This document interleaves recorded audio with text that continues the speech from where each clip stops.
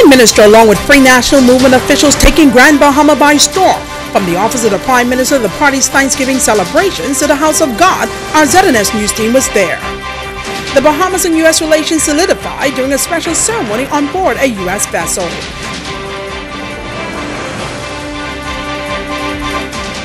This is the Bahamas Tonight, the Northern Edition. Good evening all, I'm Shashina Roll. As always, it is so great to have you with us. Topping news this evening, the nation's leader on Grand Bahama this weekend for a slate of events beginning on Saturday. During a press briefing, Prime Minister, the Honorable Dr. Hubert Minnis, shared his government's plan for Grand Bahama, from hurricane relief to the reopening of hotel properties and the cost of electricity. During the Free National Movement's victory celebrations on the grounds of the party headquarters, Deputy Prime Minister K. Peter Turnquest says it was important for the team to come back and say a special thank you to the island of Grand Bahama. I want you to know that we do not take it lightly. We know the responsibility we have to each and every one of you here and throughout this country. And we will work very, very hard, very, very diligently, and most of all, very, very honestly on your behalf. You see, it's not going to be easy, and there's no overnight success. But we are willing to put in the work. We are willing to be transparent. We are willing to communicate. Even when it's bad news, we will tell you so that you can help us to rescue this situation and turn it around. The nation's leader, Prime Minister, the Right Honorable Dr. Hubert Minnis, says this show of confidence by Grand Bahamians proves that it is truly the people's time. Truth be told, the red tsunami started in Grand Bahama.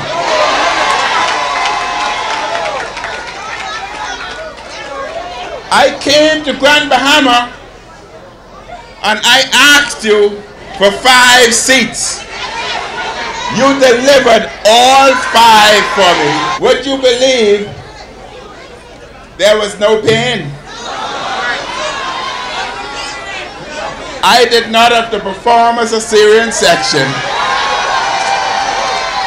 You came on your own, unobstructed. He adds that he remains humble and ensured FNM supporters that they will not be disappointed. My fellow Bahamians, let us put aside the petty politics. Let us be better than that. Let us put aside the campaign slogans and make a new start here in Grand Bahama. We know it's the people's time.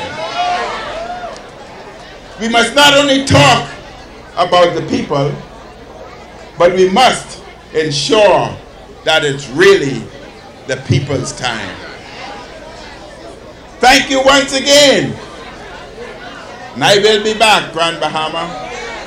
I will be back to witness the growth and expansion of your economy.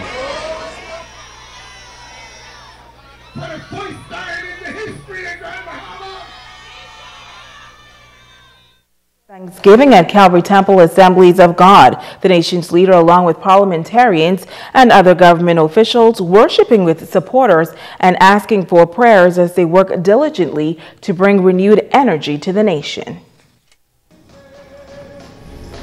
Prime Minister, the Honorable Dr. Hubert Minnis, continuing the celebrations on Grand Bahama Sunday morning, this time in the House of the Lord. The nation's leader, Deputy Prime Minister, and parliamentarians worshiping at Calvary Temple Assemblies of God in a service of thanksgiving. While the Prime Minister wished fathers across the nation a happy Father's Day, he also addressed a major concern when it comes to the family structure in the country. Over the years, we have developed a culture where some young men fail to accept their responsibilities as fathers. This is one of the major ills of our society. And I ask all Bahamians, especially our church, to assist my government in our quest to change this mindset among some of our young men. The Prime Minister also commending the strong Bahamian woman that too often has to step up and lead the home in the absence of a father. He says stronger fathers and stronger families are needed throughout the country. The family is the foundation of our nation.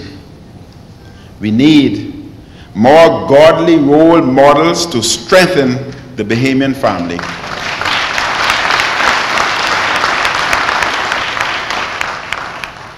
We need more of our men to set good examples for our sons and daughters and instill good Christian values to all of our young people. Our children must be taught the values of integrity, honesty, and hard work at home. Reverend Dr. Robert Lockhart also calling for more godly fathers to be leaders. He says that as citizens, we often look to the government to solve all of our problems, but we must also do our part in building a better nation. He urged adults and especially parents to be examples to their children as to what it means to be a good citizen. So we must come alongside government.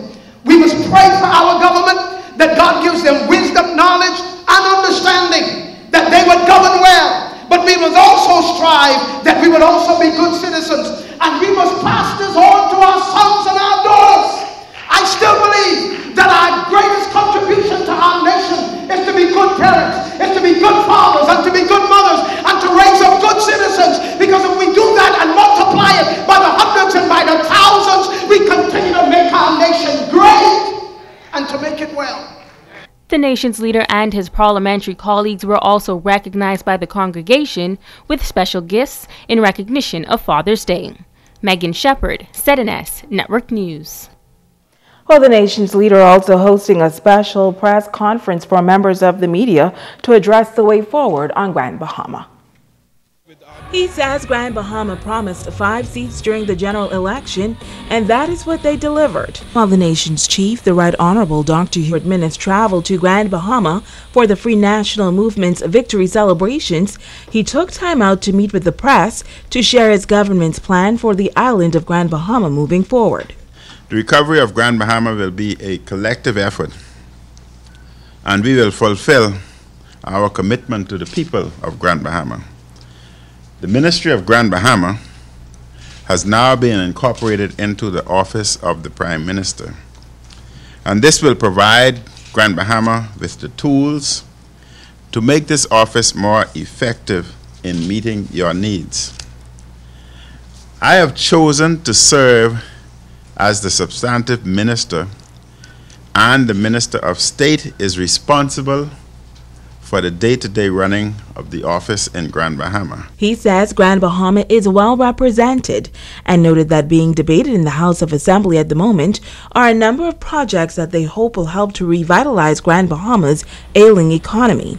Once passed, the Prime Minister says they have included during this first year of funding plans to create an investment promotions board, provide $1 million for small and medium-sized businesses, and replace portions of the Grand Bahama Incentives Act to bring about fairness. We intend to bring an end to the additional red tape and uncertainty, which is a roadblock to further investments here in Grand Bahama. We will extend the need to submit applications for a period of 6 months, during which time this office will conduct consultations prior to implementing the final replacement. Grand Bahamians can rest assured that this government is working every day to reduce unemployment. The Prime Minister says there are also ongoing discussions regarding the opening of the hotels on the Lucayan Strip, as well as the closure of other properties on this island. During his visit, the nation's chief greeted and met with staff members in the office of the Prime Minister. Once again, he echoed these sentiments. We've been accused of by one or two handful, not many, of victimization. That's not our forte. All I ask of individual is to be professional. I don't need to know how you vote. I don't want to know how you vote. That's your business. This democracy.